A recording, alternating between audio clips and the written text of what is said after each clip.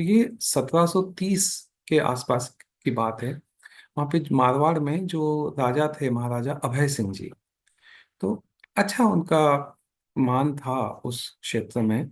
उन्होंने एक नए महल का निर्माण किया। उस पैलेस के निर्माण के लिए उनको लकड़ी की आवश्यकता थी, तो उस क्षेत्र में जहाँ उनका महल था वहाँ लकड़ी नहीं थी।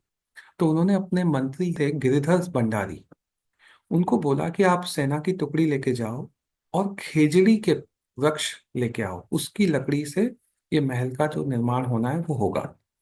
तो खेजड़ी बहुत बहुउपयोगी पेड़ है, बहुत अच्छी इसकी छाया मिलती है। दूसरा, इसके पत्ते, बहुत सारे जीव जंतु इसके पत्तों पे एज ए भोजन वो खाते हैं। तीसरा, इसकी जो छाल होती है उससे बहुत सारी औषधियां बनती है और स्पेशली स्किन डिजीजेस के लिए बहुत काम आता है। ये जो सॉइल की जो क्वालिटी है ना उसको इनहेंस करता है। जोधपुर में एक सब्जी बनती है केर सांगरी की, जो लोग विजिट किए कभी देखना, केर सांगरी की सब्जी में इसकी फलियां डाली जाती है।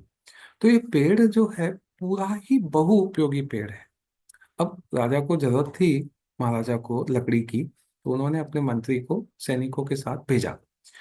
अब जोधपुर से करीब 20-22 किलोमीटर दूर एक गांव है, खेजड़ली।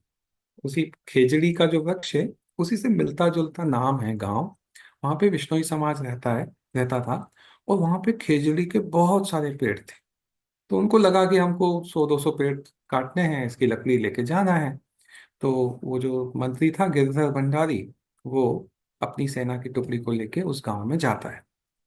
तो गांव में जाता है, वो एरिया सेलेक्ट करते हैं कि हाँ यहाँ पे अब हम खेजड़ी के बहुत सारे पेड़ दिख रहे हैं, तो इनको हम काटेंगे।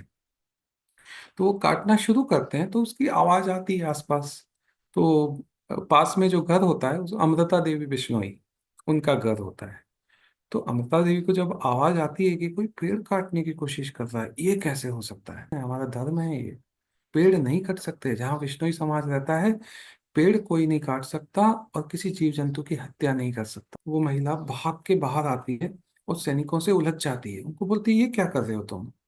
तो कहते हैं कि महाराजा का आदेश है पेड़ काट के लाने हैं। कहते हैं, नहीं, पेड़ यहाँ नहीं कट सकते और खेजड़ी का पेड़ काट रहे हो। तो वो सैनिक और वो जो गिरधर भंडारी जो मंत्री थे वो बोलते हैं कि तुम राज आज्ञा का उल्लंघन नहीं कर सकती, हट जाओ।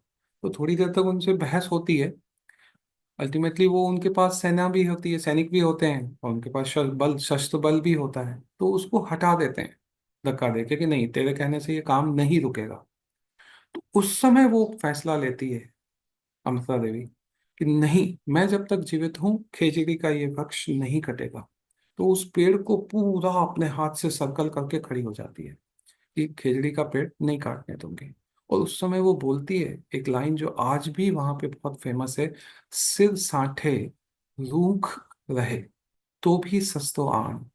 कि अगर सिर कट के एक पेड़ भी बच जाए तो भी ये सस्ता सौदा है। वो अपने सैनिक को आज्ञा देता है कि अगर ये नहीं हटती है तो तुम कुल्हाड़ी से वार करो इसके ऊपर। तो उस स्थिति में सैनिक कुल्हाड़ी से वार कर देते हैं और अमृता देवी की उस उनका बलिदान हो जाता है, उनकी गर्दन कट के गिर जाती है नीचे। एक वृक्ष को बचाने के लिए पूरे विश्व में ना तो ऐसा उदाहरण कभी हुआ है ना होगा। एक महिला ने अपने प्राणों का बलिदान दिया। अमृता देवी की 3 बेटियां थी, आसू, रत्नी और भागु। 3 छोटी छोटी बेटियां थी। वो भी इस सब को देख के बाहर आई। और जब उन्होंने अपनी माँ को पेट से लिपटा हुआ देखा और माँ के ऊपर कुल्हाड़ी चलते हुए देखी, तो उन्होंने भी 3 पेड़ों को पकड़ के वो भी लिपट गई।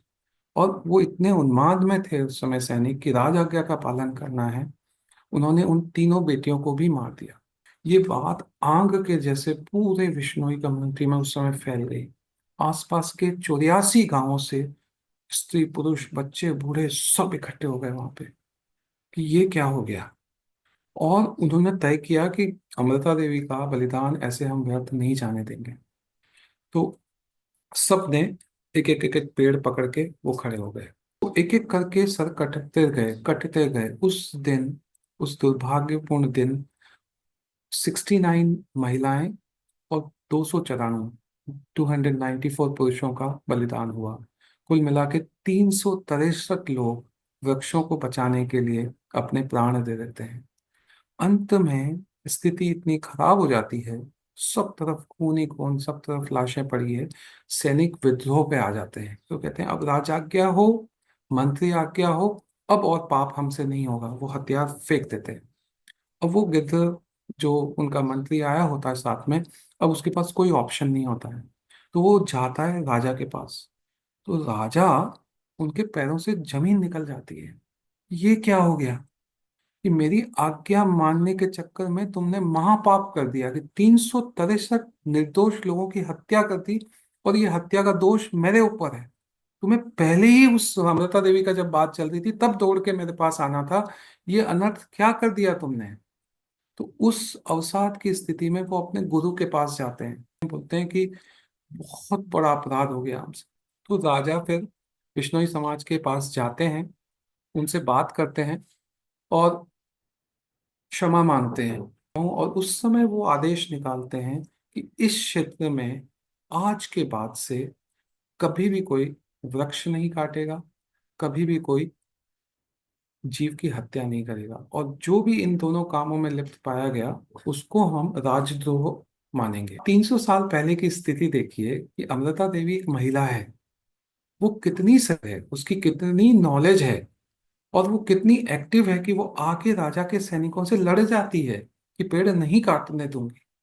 उसका साहस इतना है कि वो अपनी जान दे देती है। और उसके देखा देख उसकी तीनों बेटियां और 300 और लोग, जिसमें स्त्री पुरुष बच्चे वृद्ध सब शामिल हैं, 300 लोग उसके नेतृत्व में अपनी जान दे देते हैं। तो ये दिखाता है स्त्रियों की स्थिति क्या थी हमारे समाज में।